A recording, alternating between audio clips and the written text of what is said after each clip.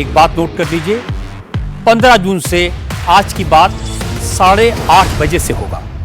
बड़ी खबर आपको बता दें, राज्यसभा चुनाव को लेकर कांग्रेस पार्टी की याचिका सुप्रीम कोर्ट ने खारिज कर दी है। मीनाक्षी नटराजन को सुप्रीम कोर्ट से झटका लगा है और मीनाक्षी नटराजन का जिस तरीके से नॉमिनेशन रद्द किया गया था, उन्होंने एक कोर्ट का मामला जो है वो उसमें डिक्लेयर नहीं किया, उस मामले को अब खारिज कर दिया है। कांग्रेस की याचिका को खारिज किया जा चुका है। सुप्रीम कोर्ट में इसको लेकर के लंबी दलीलें चली और इस मामले में सुप्रीम कोर्ट ने कहा है कि मीनाक्षी नटराजन चाहे तो हाई कोर्ट जा सकती है, लेकिन सुप्रीम कोर्ट ने अपनी तरफ से याचिका खारिज कर दी है। इससे पहले सुप्रीम कोर्ट में आज बहुत सारी दलीलें मीनाक्षी नटराजन की तरफ से सीनियर एडवोकेट अभिषेक मनु सिंघवी ने रखी थी।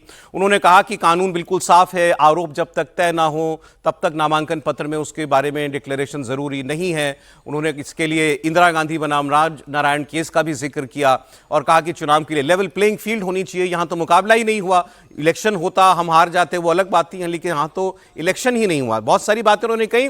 अतुल भाटिया हमारे सहयोगी जुड़ गए, वो सुप्रीम कोर्ट में पूरी सुनवाई को खुद देख रहे थे, वो आपको बताएंगे क्या कहा सुप्रीम कोर्ट ने, क्या कहा गया था कांग्रेस की तरफ से। जी अतुल।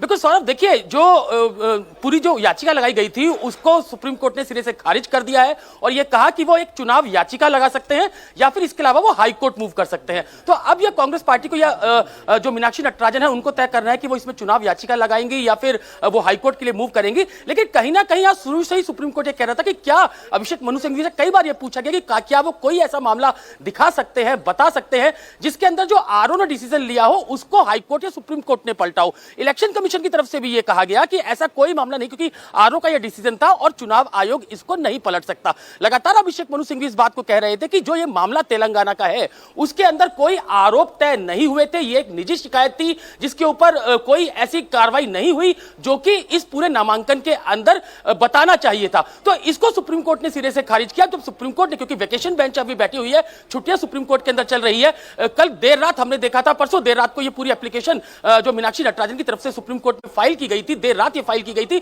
और कल जब अभिषेक मनु सिंघवी इसके अंदर को सुप्रीम कोर्ट में पेश हुए थे तो उन्होंने कहा था कि अगर आज सुप्रीम कोर्ट ने सुनवाई नहीं की तो इसके ऊपर जो चुनाव आयोग है या आरओ है वो इसके ऊपर डिसीजन दे सकते हैं। लेकिन सुप्रीम कोर्ट ने कल इसके ऊपर कोई रोक नहीं लगाई थी। यही हमने देखा कि किस तरीके से जो मीनाक्षी नटराजन है उनकी जीत, वो इस पूरे इलेक्शन के अंदर कहीं उनका नामांकन रद्द हो गया था और अब क्योंकि सुप्रीम कोर्ट के अंदर आज ये पूरे मामले के अंदर सुनवाई हुई, अभिषेक मनु सिंघवी खुद मीनाक्षी नटराजन की तरफ से सुप्रीम कोर्ट में पेश हुए, उन्होंने लगातार ये दलीलें दी कि इस मामले के अंदर कोई आरोप तय नहीं हुए हैं, ये एक निजी शिकायत है, इस पर ऐसा नहीं होना चाहिए, एक बराबर, क्योंकि इस पूरे चुनाव के अंदर कोई लड़ाई नहीं हुई और जिस तरीके से जो मीनाक्षी नटराजन है उनका नामांकन रद्द किया वो पूरे तरीके से गलत है। लेकिन सुप्रीम कोर्ट ने अब इसके ऊपर पूरा फैसला सुना दिया है सौरभ कि अगर यह याचिका जो है उसको रद्द कर दिया और इसे ये कहा है अभिषेक मनु सिंघवी से कि वो चाहे तो हाईकोर्ट जा सकते हैं या फिर चुनाव याचिका जो है वो सुप्रीम कोर्ट में फाइल कर सकते हैं। बहुत शुक्रिया अतुल भाटिया आपका। लेकिन कांग्रेस पार्टी के लिए ये एक बड़ा झटका है।